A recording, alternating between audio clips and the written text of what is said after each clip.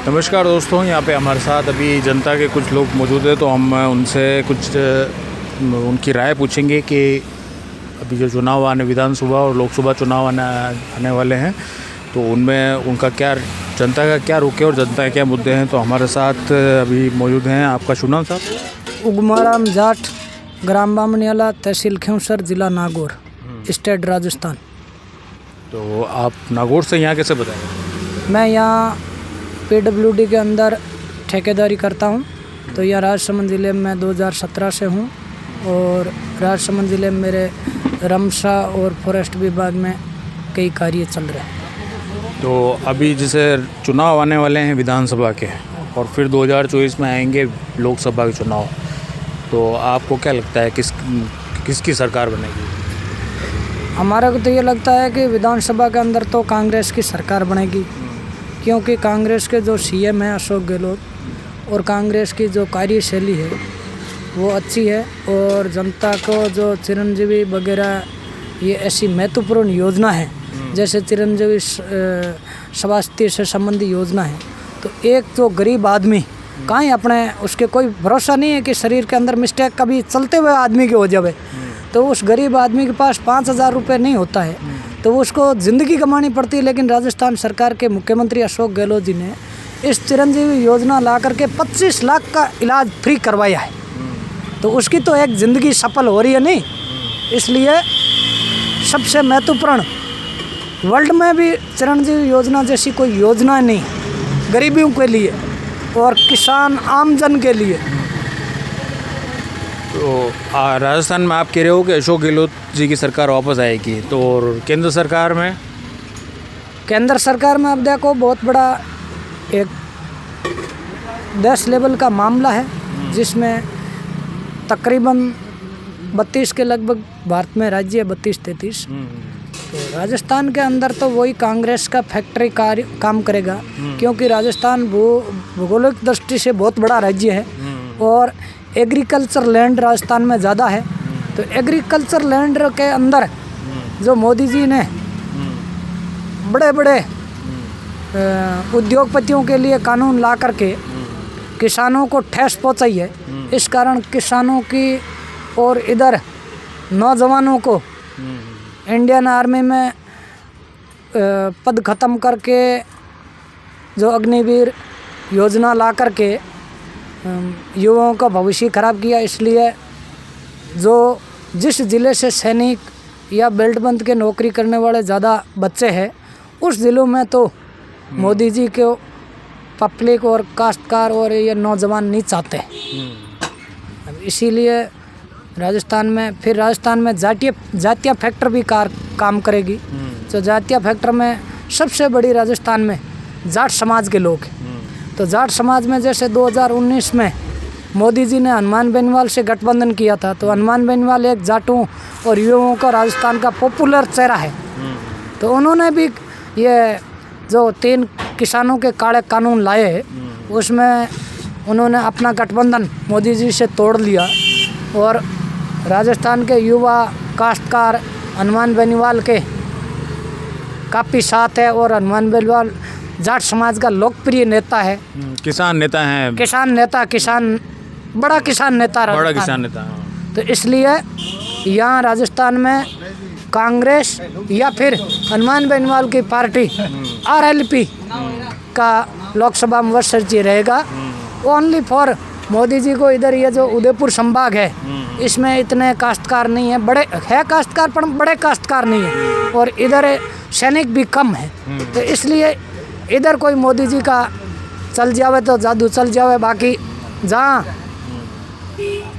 सैनिक जिस ज़िले से ज़्यादा आता है और बड़े काश्तकार है, वहाँ मोदी जी का लोकसभा चुनाव में कोई फैक्टर काम नहीं करेगा। तो जैसे वीडियो से पहले आपने बताया कि आप खुद एक काश्तकार हैं, तो आप जो मुद्दे बता रहे थे कि मोदी जी ने क्या क्या चीज़ें ऐसी की हैं, जो वो आप बताना। हाँ, मैं काश्तकार हूँ। मेरे खुद के 60 बीघा ज़मीन है, और हम 2 भाई हैं। दोनों मेरे पिताजी के पास में 125 बीघा ज़मीन है, और हम बड़े काश्तकारों की एक श्रेणी में ही आते हैं। तो मोदी जी ने जैसे 2014 मोदी जी पहली बार PM बने, तो मोदी जी पीएम बने उससे पहले मनमोहन सिंह जी सरकार के अंदर जब हम खेत के अंदर जोताई बिजाई करते हैं उससे पहले यूरिया ला के डालनी पड़ती, अरे डीएपी खाद ला के डालनी पड़ती है। तो वो डीएपी खाद 680 रुपये के लगभग आती थी। अब आज उस डीएपी और पर्याप्त मात्रा में मिलती थी। अब आज जैसी हमारी रिक्वायरमेंट है उसके आधार पर डीएपी नहीं मिलती है। काफ़ी इंतज़ार करना पड़ता है, काफ़ी भटकना पड़ता है, और काफ़ी मकसद के बाद मिलनी पड़ती है और वही ब्लैक में मंगवानी पड़ती है। और उसके भाव 2200 रुपया प्रति बैग है और उसमें ही पहले 50 किलो का बैग आता था। अब उसी में कंपनियों ने कट्टे की वेट कम करके 45 किलो कर दी। और मोदी जी ने क्या कह रखा है कि हम सब्सिडी देते हैं, तो सब्सिडी डायरेक्ट कंपनी के खाते में डालते हैं। तो उससे आधे से ज़्यादा तो फर्जीवाड़ा होता है मोदी जी के राज में कि कौन सा काश्तकार लेगा। तो सब्सिडी अगर मोदी जी डाले तो काश्तकार के डायरेक्टली खाते में डालो। कैसा काश्तकार का ये आधार कार्ड है, आधार कार्ड किसी कोई काश्तकार नहीं है जिसका ही ले लिया और उसमें सेल में बता दिया कि 10 कट्टे खरीद किया है, तो वो कंपनी के डायरेक्ट 10 कट्टों का सब्सिडी डाल दी। और काश्तकार जाता है तो दुकानदार कह देता डीएपी नहीं है, तो फिर उसको ब्लैक में मंगानी पड़ती है। तो ये डीएपी का जो वितरण है ये राज्य सरकार के अंडर में है कि केंद्र सरकार के अंडर? भारत सरकार के अंदर में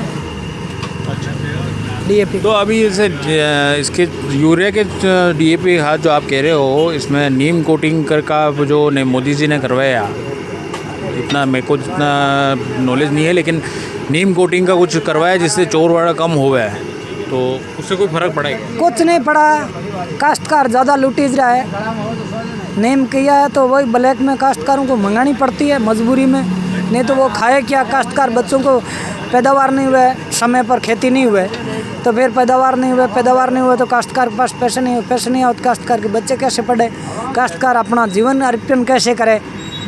काश्तकार मजबूरी में मेहनत तरस करके ये ब्लैकमेल में लाता है, अपना गुजारा चलाता है। बुरी दशा है काश्तकार।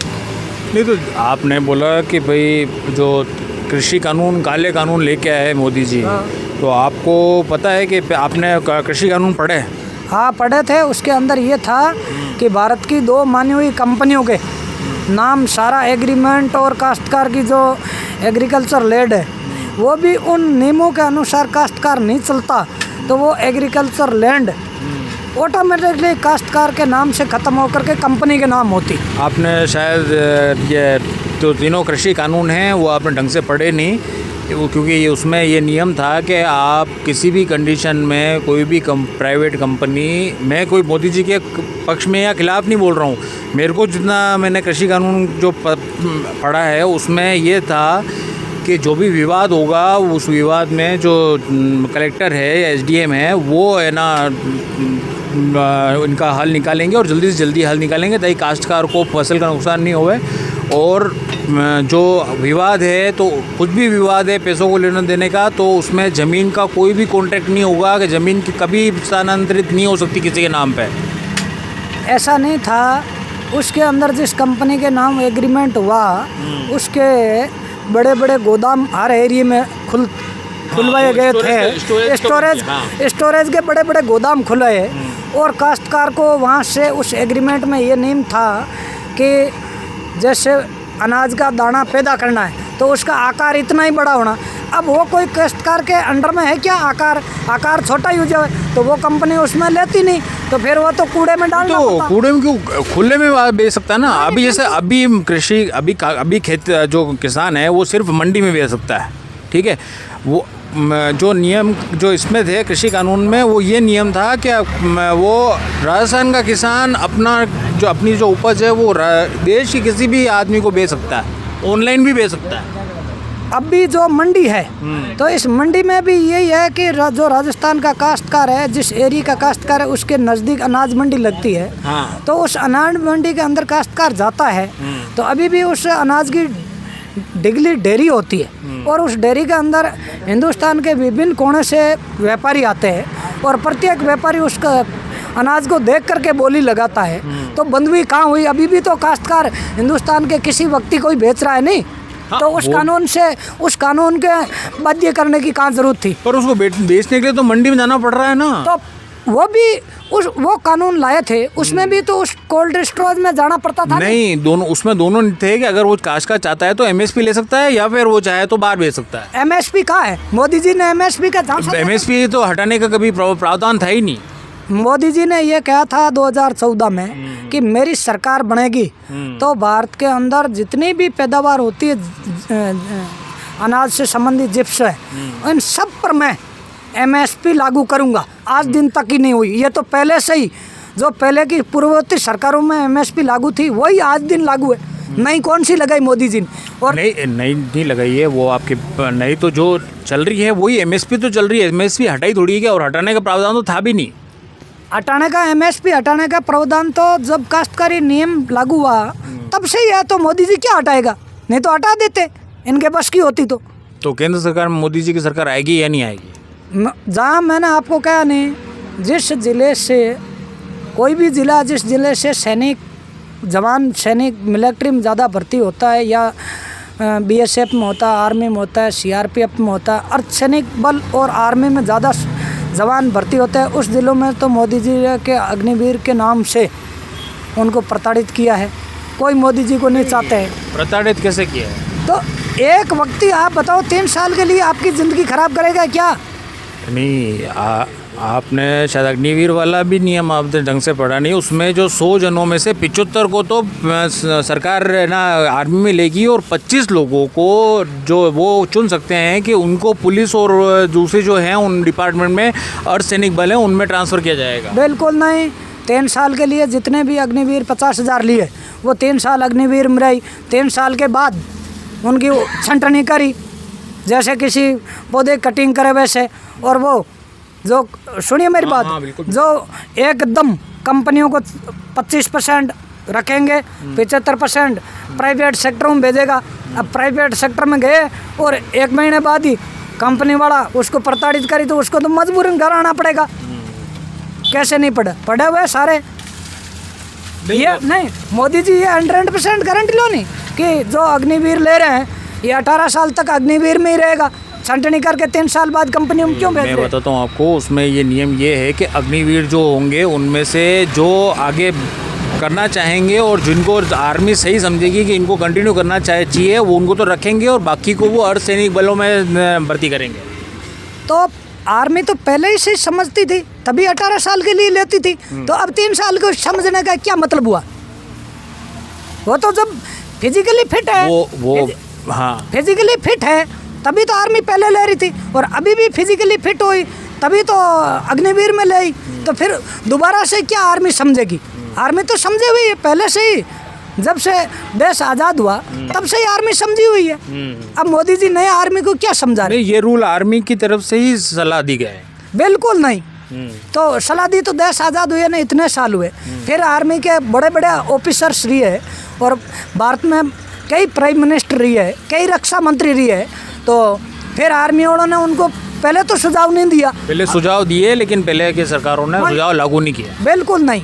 तो लागू, फिर अग्निवीर को आर्मी के ऑफिसरों ने सुझाव दिया, मोदी जी ने अच्छा माना, तो फिर इस अग्निवीर का विरोध क्यों हो रहा है? भारत के जवान अग्निवीर का विरोध इसलिए हो रहा है क्योंकि जो सर्विस जो है, जितने भी भर्ती करेंगे उसमें से उनको पता है कि आधों की तो छटनी कर देंगे, आधी लेंगे और आधों की छटनी कर देंगे। तो इस वजह से विरोध हो रहा है। और कुछ उस अग्निवीर योजना की पूरी जानकारी लोगों को नहीं है। और ये जो अग्निवीर वाला कदम उठाया है, ये सिर्फ पेंशन के जो पैसे जो देने पड़ते हैं सैनिकों को, उसको थोड़ा कम करने के लिए अग्निवीर के स्कीम लाए थे।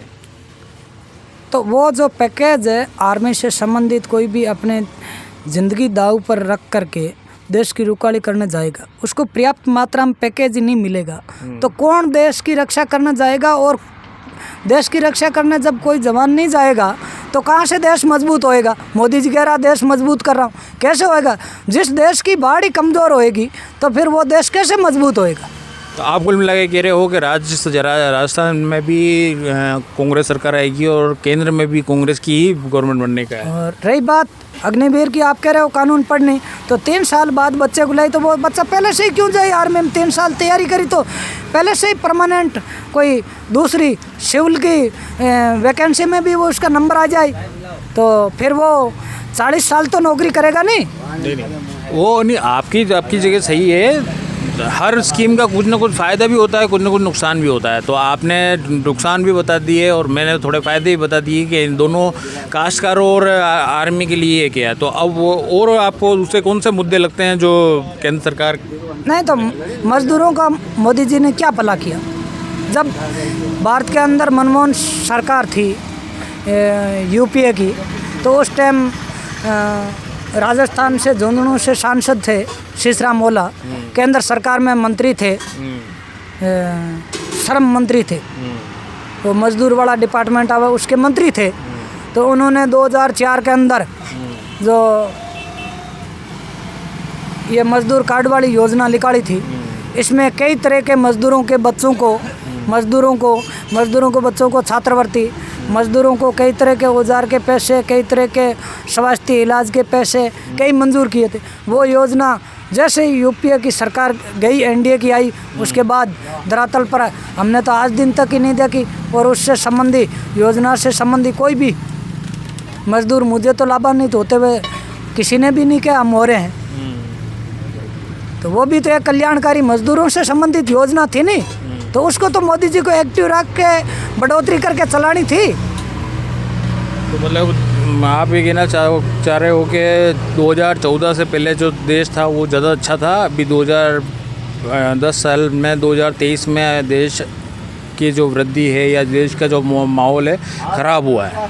और उसके अलावा जो मोदी जी आए इससे पहले जो भी सिटी या गांव में उन्मुख बाज़ार लगते हैं, उसके जो भी चौराहे पर या जहाँ भी जगह होती, वहाँ मजदूर टाइप के अंदर कोई भी ठेला रेडी लगा करके अपना जीवनोपार्जन करते थे। तो पूर्ववर्ती सरकारों के अंदर उनको सब रोजगार के नाम से भी लोन मिलता था और उसमें सब्सिडी थी, ब्याज कम दर था। तो वो भी मोदी जी की सरकार आने के बाद धीरे धीरे पूरी फ्लॉप कर दी। कोई सब रोजगार के तहत पर किसी को पूर्णतः समय पर लोन दे करके और सब्सिडी दे के लाभान्वित होते नहीं हैं। और उसमें भी कई नियम बदले हैं, जिससे अगर कोई आवेदन करता है तो वो बैंक में जाता है तो उतने डॉक्यूमेंटों की फॉर्मेलिटी कोई पूरी हुए, कोई उसको लोन मिले। तो ये भी कोई छोटे वर्ग के मुद्दों को तो नई नई प्रकार के कानून लागू करके योजना को डैमेज ही की है। आगे बढ़ोतरी तो मुझे तो लगी नहीं। और अगर कोई व्यक्ति आप भी या मीडिया के ज़रिए चैनल के ज़रिए घूम रहे हो तो किसी ठेले या छोटा चाय वाला है, नाश्ते वाला है, इनकी किसी को पूछ लो। अगर इनको कोई इस तरह का फटाफट लोन मिलते हैं तो बैंक अगर ये अप्लाई करते हैं तो बैंक में 50 चक्कर काटने पड़ते। नहीं, अभी मोदी जी ने खुद ने कहा कि 48,000 करोड़ के मुद्रा लोन पास किए। अरे कहने से कुछ नहीं होता है। जब जीएसटी लागू की तो जो छोटे कॉन्ट्रैक्टर होते तो उनको तो किसी प्रकार की कोई राहत नहीं जीएसटी में। उनको तो बिल पास करना है तो बिल में से पैसे जीएसटी के डिडक्शन करवा के कटाने हैं। और जैसे अंबानी जी की बड़ी कंपनी है, उसके मोदी जी ने क्या आवश्यकता पड़ी? बहुत बड़ा देश का भामाशाह है, बहुत बड़ा देश का पैसे वाली हस्ती है, तो मोदी जी को क्या ज़रूरत पड़ी जो को 64,000 करोड़ की जीएसटी, उनको जीएसटी काउंसलिंग की मीटिंग बुला करके फ्री कर दी? क्या ज़रूरत थी? आपको ये खबर कहाँ से मिली? उसको 64,000 करोड़ की जीएसटी माफ़ कर दी। मीडिया ने छापी थी, अखबारों में मीडिया ने छापी, टीवी पर चलाई, हमने खबरें देखी। तो वही 64,000 करोड़ रुपए देश के गरीब और किसान आम पब्लिक को या आदिवासियों को देते तो उससे कितने लाभान्वित होते।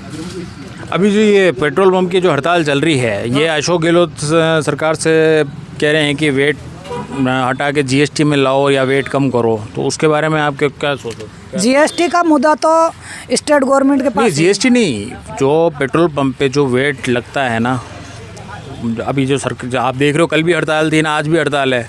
ठीक है, तो ये पेट्रोल पंप मालिक जो हड़ताल कर रहे हैं कि दूसरे राज्यों से जो वेट ज़्यादा है इस राज्य में, तो वो अशोक गहलोत साहब से कह रहे हैं कि वो कम कर दो, तो उसमें आप सब पेट्रोल पंप वालों को नुकसान हो रहा है और सब जनता को भी नुकसान हो रहा है। 15, 16, 17, 18 रुपये दूसरे राज्यों से ज़्यादा नहीं देने पड़ रहे हैं। तो उस बारे में आप क्या बोलोगे?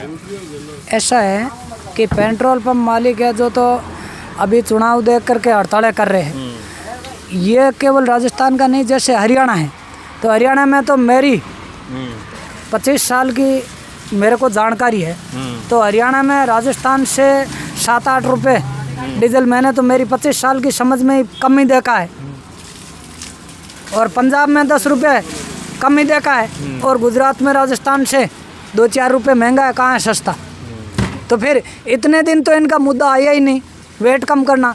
तो ये तो एक चुनाव का माहौल देख करके अगर पेट्रोल पंप मालिक थे तो ये कर रहे थे, तो ये जब सही, और वेट कम करने से क्या, वेट कम कर दे ही तो वही जनता को नुकसान हो रहा है। सरकार के पास राज्य रेवेन्यू नहीं आएगा तो जो पर्याप्त योजनाएं चल रही है वो योजना में पैसे कहाँ से जाएगा?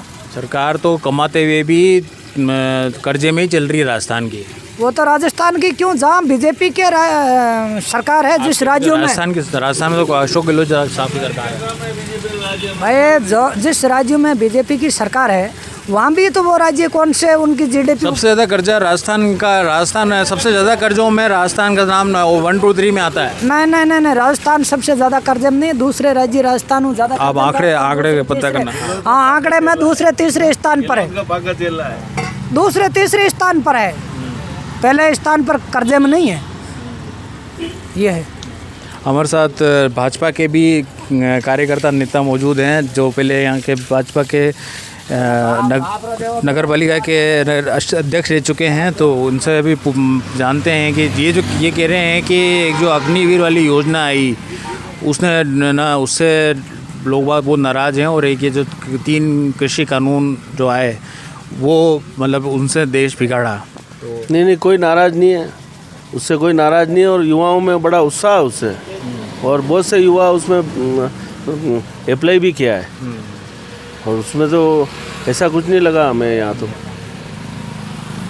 अभी जैसे एक सवाल ये आ रहा है कि जैसे केंद्र में तो बीजेपी का एक ही चेहरा है, नरेंद्र मोदी जी, ठीक है, तो कांग्रेस ये कहती है कि आप हमसे वहाँ पे केंद्र में पूछते हो कि चेहरा कौन है, तो आप राजस्थान में चेहरा क्यों नहीं घोषित करते हैं? नहीं, राज्यों का चेहरा घोषित करना कोई आवश्यक नहीं, देश का चेहरा होना चाहिए।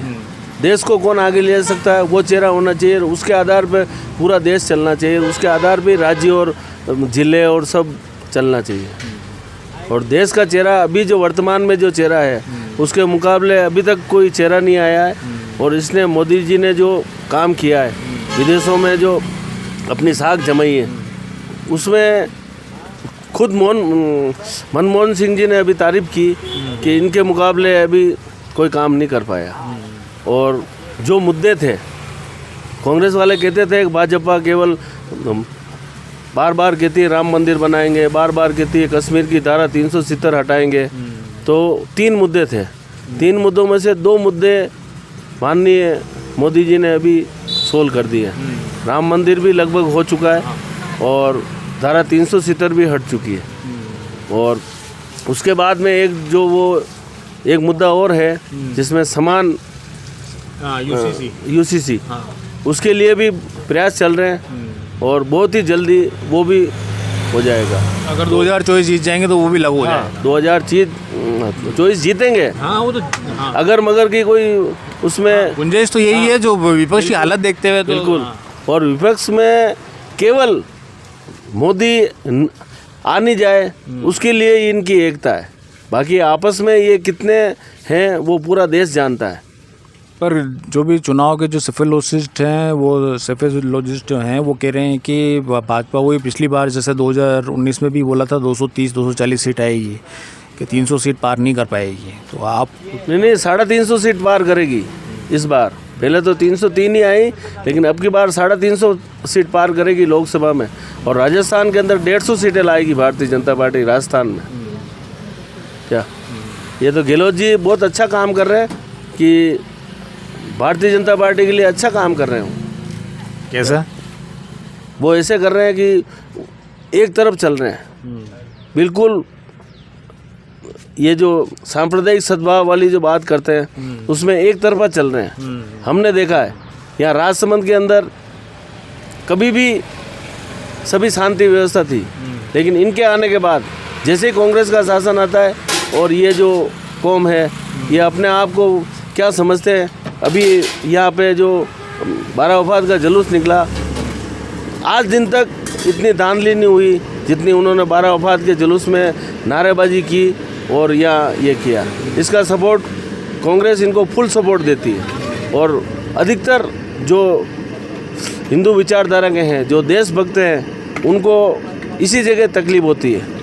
बाकी बहुत से कांग्रेसी थे वो इस विचारधारा से चेंज होकर भारतीय जनता पार्टी के साथ आए कि नहीं भाई, अपने को देश के लिए और हिंदुत्व के लिए, हिंदू राष्ट्र के लिए भारतीय जनता पार्टी ही काम कर सकती है। तो कांग्रेस मतलब तुष्टीकरण की राजनीति करती है। तुष्टीकरण की राजनीति करती है, बिल्कुल तुष्टीकरण की राजनीति करती है। तो अभी राजस्थान के में आपको जो अशोक गहलोत साहब की सरकार है, इसमें क्या क्या मुद्दे ऐसे नज़र आ रहे हैं जो आम जनता को ज़्यादा तकलीफ है? एक तो जो जितने भी केस हो रहे हैं नाबालिगों के साथ, उसमें सरकार कुछ नहीं कर पा रही।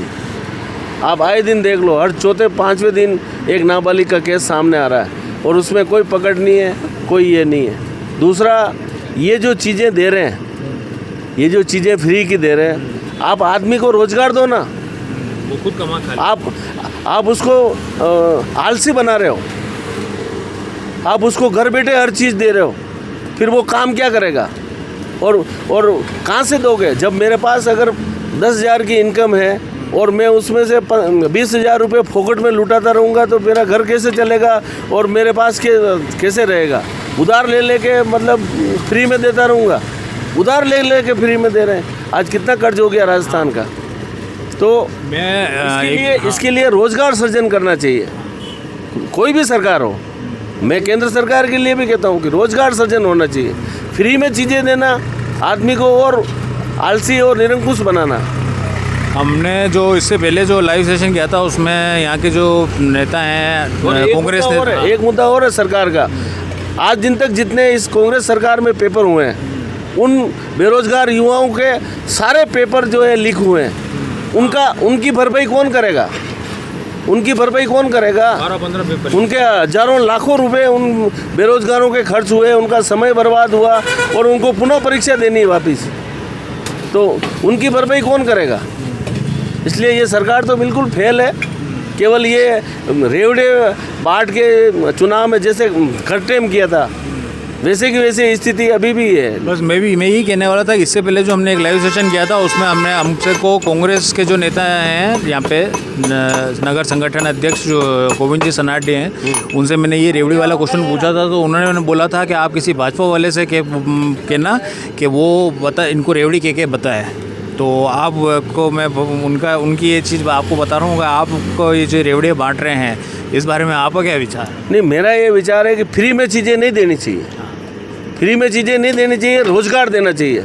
हर परिवार में रोज़गार मिलेगा तो वो अपने आप परिवार सक्षम हो जाएगा। उसको न तो फ्री में गेहूँ देने पड़ेंगे, न फ्री में आटा दाल देना पड़ेगा, न कुछ करना पड़ेगा। क्या इसके लिए आप रोज़गार दो ना, बेरोजगारों को रोज़गार दो, बेरोजगारों को रोज़गार दो, अपने आप ही वो परिवार सक्षम होगा। तो अपने यहाँ तो आप जैसे अपने रात फ्री अगर चीज़ देना है, शिक्षा फ्री दो, मेडिकल फ्री दो, बाकी ये खाने पीने की चीज़ें हैं और ये इसके मोबाइल दे रहे हैं साहब। अब मोबाइल देने से क्या मतलब है? लून मिर्ची मसाले, हाँ क्या? तो उसमें अभी मिर्ची कैसी आई, उस मसाले में जो सामान आया वो कैसा आया आप देख सकते हैं, आपने मीडिया में भी आया था वो। क्या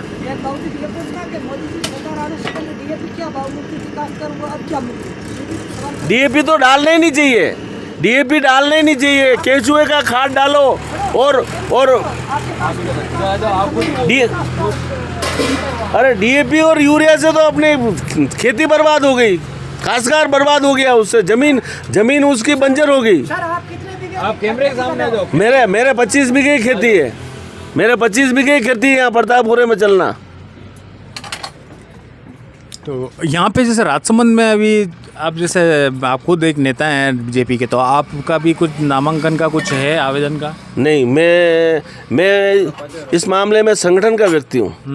क्या पार्टी जिसको भी सिंबल देगी, पार्टी जिसको भी सिंबल देगी उसके साथ हम लोग सब लगते हैं हमेशा ही। हमारी कोई ऐसी दावेदारी या कोई लोकल और कोई बाहर का और ऐसी कोई बीमारी नहीं है। क्या कुछ लोग हैं, ठीक है, उनकी दावेदारी है, तो पार्टी में मांगने का हक सबको है, बिल्कुल वो मांग सकते हैं, लेकिन जिसका निर्णय पार्टी कर देगी उसके साथ सभी लोग रहेंगे। और बाकी मैं शुरू से ही संघ से हूँ, संगठन से हूँ और उसका काम करता हूँ। जो मेरी विचारधारा का व्यक्ति आएगा, चाहे मेरे दुश्मन भी हो, मेरे उससे कोई व्यक्तिगत नहीं, मैं केवल विचारधारा से और सिंबल से संगठन के साथ रहता हूँ। आप क्या पूछ? मैं ये पूछना चाहता था, जो माननीय सर जी ने अभी इंटरव्यू दिया है वो मैंने सुना है। तो जैसे राजसमंद ज़िला है, तो राजसमंद ज़िला मार्बल और खनिज का बड़ा एरिया है। काश्तकारी लैंड राजसमंद ज़िले में कम है, तो यहाँ के काश्तकारों को कम होने की वजह से ये पता नहीं है पूरा कि पर्याप्त यूरिया डीएपी नहीं डालनी चाहिए। जो ये दूसरी खाद है डीएपी के अलावा, वो काम भी काश्तकार को चाहिए कि उतनी प्राप्त मिलेगी नहीं, तो कहाँ से डालेंगे? तो इसलिए सर जी से पूछो, आप बीजेपी से बिलोंग करे तो कि मोदी जी जब 2014 में आया उससे पहले डीएपी चाहे गलत भी है, लेकिन काश्तकार की रिक्वायरमेंट है नहीं जो हिंदुस्तान में डीएपी और यूरिया की सबसे ज़्यादा है। तो ये पूछो सर जी को कि मोदी जी आए उससे पहले डीएपी और यूरिया क्या भाव मिलती थी, अब क्या भाव है? आप तो डीएपी यूरिया की बात छोड़ो, आप पेट्रोल की बात करो ना। आप पेट्रोल में मोदी जी ने अभी कम किया था, केंद्र से मोदी जी ने कम किया, सभी राज्यों ने कम किया। आज एमपी में देख लो, यूपी में देख लो, कहीं भी हमारी गाड़ियाँ खुद जो है वो यहाँ से जो तेल भरा के जाती है वो बॉर्डर तक का तेल भरा के जाती है। बॉर्डर पे जाते ही के वहाँ से तेल भराते हैं। मतलब 10 रुपये, 15 रुपये, 20 रुपये तक का, मतलब 18 रुपये तक का उसमें फ़र्क है। तो जिसको 500 लीटर, 1000 लीटर जिसको डीजल चाहिए, उसका कितना पैसे का मतलब ये हो रहा है क्या? अब आप कह रहे हो महंगाई बढ़ेगी, महंगाई बढ़ी, महंगाई किससे बढ़ी? पेट्रोल अगर ये कम होगा तो महंगाई अपने आप कम होगी, डीजल क्या? और रही बात यूरिया की और इसकी, तो मोदी जी का एक ही कहना है, अधिक से अधिक, ठीक है, जो उपयोग कर रहे हैं वो उपयोग कर ही रहे हैं और कर रहे हैं, लेकिन ज़्यादा उपयोग इसका ज़मीन के लिए बहुत हानिकारक है। हमने किया हुआ है, हम पहले यूरिया ही उपयोग करते थे, अभी हमारे खेत में वो केचुए का वो पूरा बना रखा है खाद का, और वही खाद डालते हैं घर। हाँ, और घर पे जो हमारी रोडियाँ वगैरह जो है उसको ले जाके हम वहाँ डालते हैं सारा, और उससे खेती कर रहे हैं उससे। हाँ, जो वे केचुआ वाली खाद है, ये कोई छोटे काश्तकार होते हैं जो 5 बीघा 10 बीघा खेती करने वाले, तो वो अपने पशुओं से पैदा कर सकते हैं। और जो बड़े काश्तकार हैं उनको इतना पशु रखना संभव नहीं है, और ये खाद पैदा नहीं कर सकते केचुआ वाली। और रही बात केचुआ, और रही केचुआ वाली खाद वहाँ से ला सकते हैं। रही केचुआ वाली खाद, अगर डीएपी यूरिया की तर्ज पर उसकी डिमांड काश्तकार करे तो राजस्थान को छोड़, राजस्थान पूरे में जो पैदावार होती है केचुआ वाली खाद, वो एक डिस्ट्रिक्ट कोई पर्याप्त नहीं हो सकती। और उसके लिए सब रही उसके अलावा डीजल पेट्रोल की बात, तो डीजल 2011 के अंदर 43 रुपये था, आज 100 रुपये है। कहाँ मोदी जी ने सस्ता किया? पेट्रोल 52 रुपये था 11 में यूपीए गवर्नमेंट में, आज 110 रुपये पार है। नहीं, पेट्रोल में तो इंटरनेशनल भाव के जो होंगे अपना इंडिया, तो इंडिया खाली लग रहा है उसकी बात करो। इंडिया 10% पेट्रोल बनाता है। सुनिए, पेट्रोल बनाने की बात नहीं, जो क्रूड ऑयल था और जो इनका डॉलरों में कच्चे तेल का भाव चल रहा था, वो यूपीए गवर्नमेंट में ज़्यादा थे और एनडीए की गवर्नमेंट आई नहीं थे। मैं स्टॉक मार्केट में काम करता हूँ, मेरे को पता है कि कर्जा भी मोदी ने उतारा। जो यूपीए गवर्नमेंट का कर्ज था इस पे डीजल पेट्रोल का विदेशों का, वो पैसा भी मोदी ने आके उतारा है। अभी भी है। नहीं, इसमें मैं आपको बताऊंगा, मैं कोई मोदी जी की तारीफ या ऐसा नहीं कर रहा हूँ, लेकिन जो मेरे पता है कि जो तेल कंपनियां हजारों करोड़ों के नुकसान में थी, वो तेल कंपनियां आज प्रॉफिट में चल रही हैं। प्रॉफिट में चल रही है, ठीक है आपने कह दिया, लेकिन जो जब से देश आज़ाद हुआ, जब से लेके 2013 तक भारत के एक आम नागरिक पर मीडिया खबरों में छापती नहीं, थी। पर अशोक गहलोत सरकार को वेट कम करने में क्या दिक्कत है? मेरे को क्या वेट कम कर दें कल क्या जब सब गवर्नमेंट, सब देश की गवर्नमेंट ने कर दिया है, तो अशोक गहलोत सरकार को करने में क्या दिक्कत है? तो पहले भी किया था कांग्रेस गवर्नमेंट ने राजस्थान में वेट कम, साल 2 साल पहले किया था और कल भी सीएम की बात हुई है और सीएम ने क्या इस पर एक कमेटी गठित कर दी और उस पर चर्चा करके उसका जल्दी निर्णय करेंगे।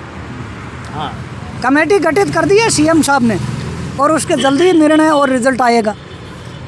नहीं कर सके तो धन्यवाद आप दोनों का बहुत बहुत। ये थे जनता के कुछ लोग जो अपने दोनों अपनी तरफ भाजपा और कांग्रेस के तरफ से अपने वो राय रख रहे थे। आपका इस लाइव में बहुत देखने के लिए बहुत बहुत धन्यवाद। नमस्कार, जय हिंद।